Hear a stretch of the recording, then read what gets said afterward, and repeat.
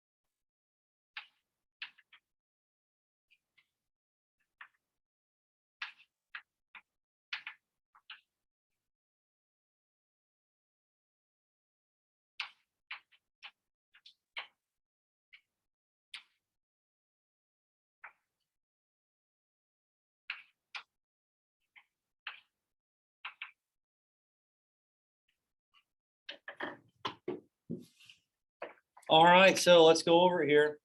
Style of fighting, beginning of World War One. What was it like? What do we have? Griffin, go ahead. Yeah, good job. So trench warfare. And what was that like?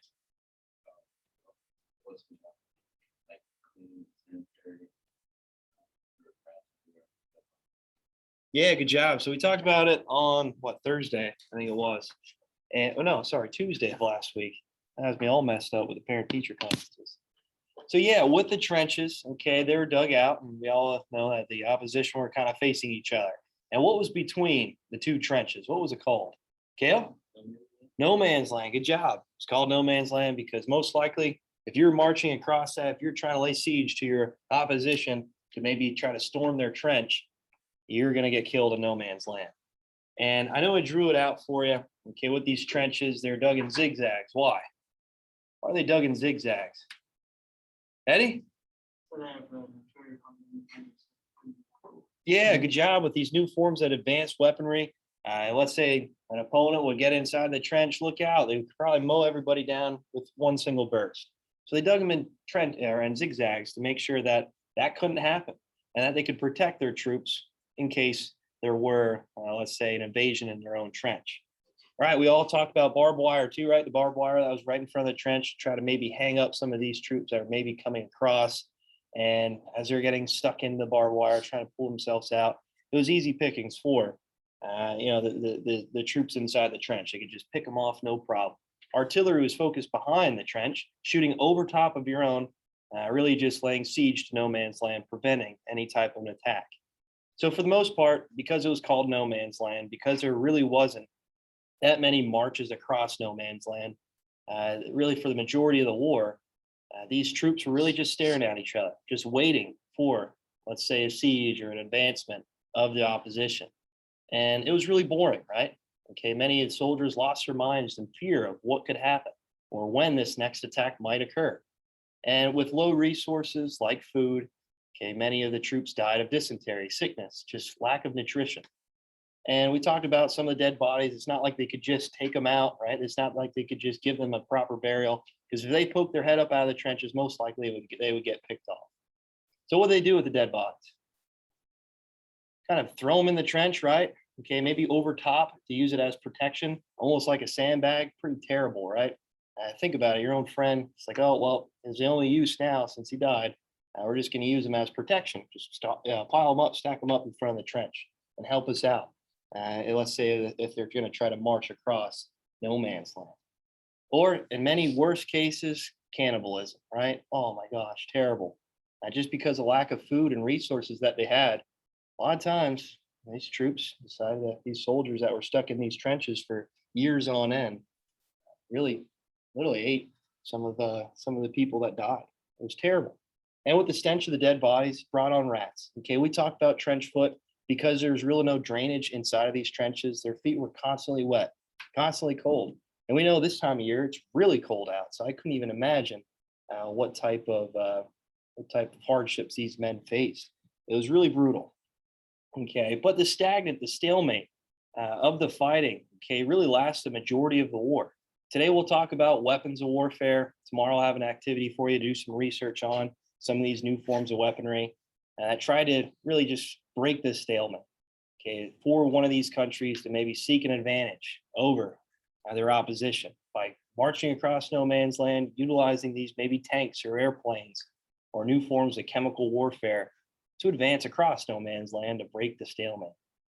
All right, what about the trenches? Were they dug all throughout Europe? Yeah, 400 miles, right? That's amazing, isn't it? It's pretty crazy when you think about it. I know I showed the map. They really spanned from the English Channel, right in northern France, all the way down to the Alps. Okay, so 400 miles of trenches dug all throughout really just the Western Front. Okay, yeah, there's an Eastern Front yet, if you think about it, against Russia. Okay, Germany against Russia. So there are a lot of trenches dug out throughout Europe, and even today you can still see some of the reminiscence of that, even 100 years after the fact. You guys get to check out that simulation? No, that virtual trench field trip? No, Kaylee didn't see it. Oh, oh no! It was on Tuesday's post, last Tuesday's post. There was just a website of just you kind of go through the trenches and there's audio playing, so it explains a little bit of the life of the trench. I thought I told you about that. Oh, I must have missed it. I'm sorry. I ran a little late on Tuesday. I'll show you. Yeah. How about that at the end of class here? I'll show you. Just remind me, okay? And then you guys can check it out more on your own. I'll only get through a section or two. All right, you guys good with the bell ringer? Yeah? Okay. So that's what we're going to talk about today, how these new forms of weaponry were created to try to break this stalemate.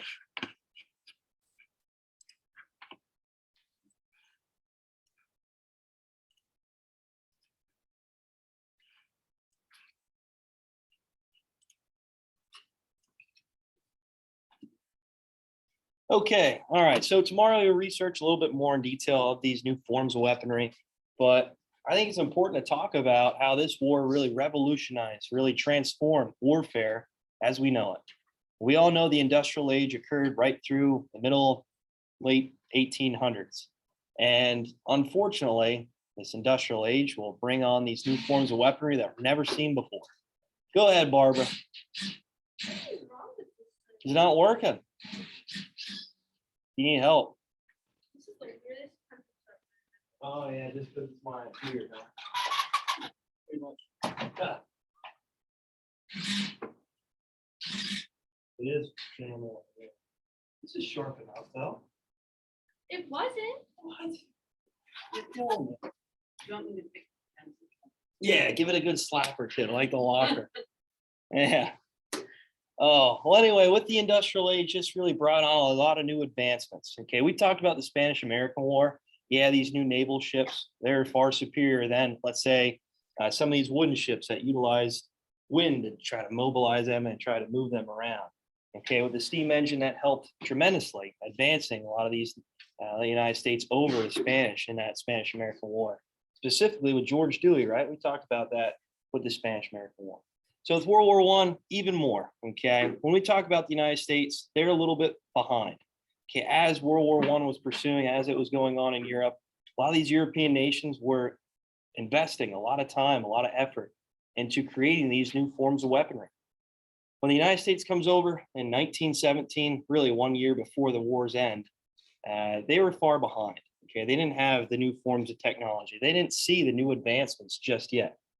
Right, Angel? Yeah. So poison gas, one thing I want to note, chlorine and mustard gas really utilized by the Germans at first. Okay, again, trying to break this hold. Their goal is to try to take over the Western Front first, eliminate France, and prevent Great Britain from getting boots on the ground. We talked about the Schlieffen Plan, right? You guys remember that? Yeah? Okay, good, good, good. And once that became a stalemate, the Western Front was created. And they thought, well, the best way to try to really take over this opposition's trench is loft over poison gas. Okay, if we push over poison gas in the opposition trenches, that will eliminate a lot of the defenses. That'll eliminate some of the heavy machine guns, submachine guns that are placed, and even snipers, so that they can march across no man's land untouched. And then obviously masks would be used. Okay, in World War One, you see a lot of gas masks being utilized just because the introduction of chemical warfare. Is chemical warfare still used today? They try not to, but still, unfortunately, you see forms of chemical warfare still used. And not too long ago in Syria, it was pretty devastating.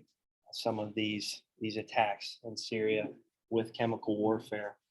Machine guns. Okay, so again, machine guns being utilized in the Civil War. You kind of heard of the Gatling gun, but it was very inefficient. Right, it'll constantly clog up, and the rapid fire wouldn't work too well. But in World War One, they really put a lot of time and effort into advancing these rapid fire machine guns. So yeah, now muzzle loaders and muskets, they're going to putting on the shelf from here on out. No longer will you see these muskets or muzzle loaders utilized on the battlefield. Flamethrowers. Okay, flamethrowers at this time, it's not like what you think in World War II where they have the packs on their back and they're running around. It could be only utilized by one person. These flamethrowers were pretty heavy, and they needed like 5, 6 men to help move these flamethrowers around. Okay, obviously you have the hose. Okay, one person's holding on to the sprayer, and then you have multiple people, maybe 2, 3 people, soldiers, holding onto the hose, dragging it around wherever they go. And then at the end, you have someone almost like a wheelbarrow pushing along the tank that helps throw the flamethrower where the fuel's located. So if you're placed on a flamethrower, you're not too happy. A lot of times you're moving very slow, and you can only imagine in no man's land where all the craters are in the ground. It's not going to be great. It's almost like you're easy pickings, right? You're moving very slow as you're trying to hold up and maneuver this big hunking flamethrower around. Okay, it's not just one man, like I said, about 5. It's pretty crazy. And let's face it, if they shoot the tank, what happens? It blows up. Oh, terrible. It's almost like a suicide mission. But once they get the flamethrower over, let's say, into the opposition's trench, they can really push them out, no problem. Because let's face it, you don't want to go running towards a big open flame, huh? Artillery field guns, we talked about artillery already and how the artillery was utilized to try to prevent massive waves of opposition across no man's land, just constant bombing, constant shelling of no man's land to prevent any type of movement. And even the craters that are left over, that's going to prevent a lot of these troops from traveling across that open field between the 2 trenches. Right, tanks and armored cars eventually, like I said, not introduced right away, but tanks almost used as a battering ram. Okay, it's not as advanced as what we'll talk about in World War II and moving forward from there, but these tanks were almost just used as a battering ram. So a lot of the troops would fall behind the tank as it went across no man's land.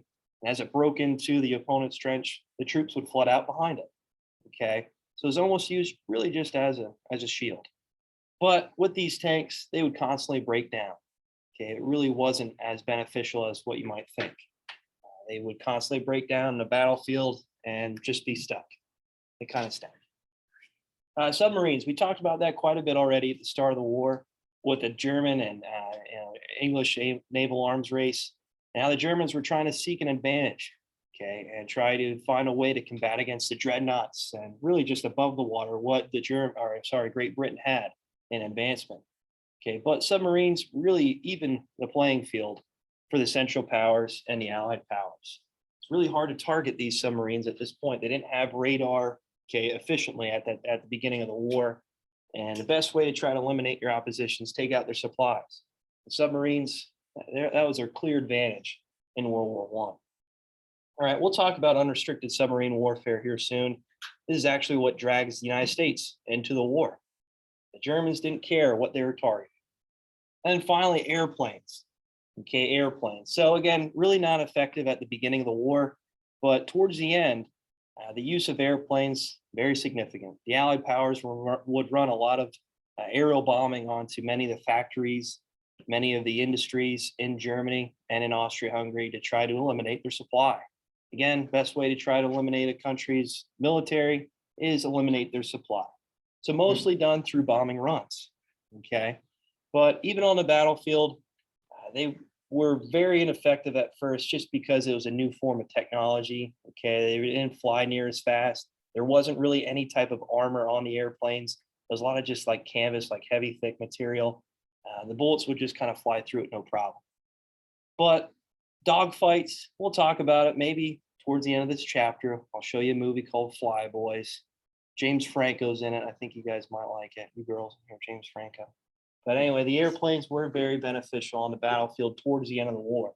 And again, revolutionizing the way warfare will be fought. World War II, we'll see a lot of airplanes, and eventually jet planes within just a short 20 years. All right, is there any questions on the weapons of warfare here? So you see how they're all being applied to try to seek an advantage for an opposition to get across no man's land, to try to break this bloody stalemate that lasted really the majority of the war for about 4 years. It was just a deadlock for the majority of the time until a lot of these new forms of weaponry were created. All right, you guys good? All right, here, I'll show you that virtual trench field trip, I guess if you could call it. And then I'll get the video playing here.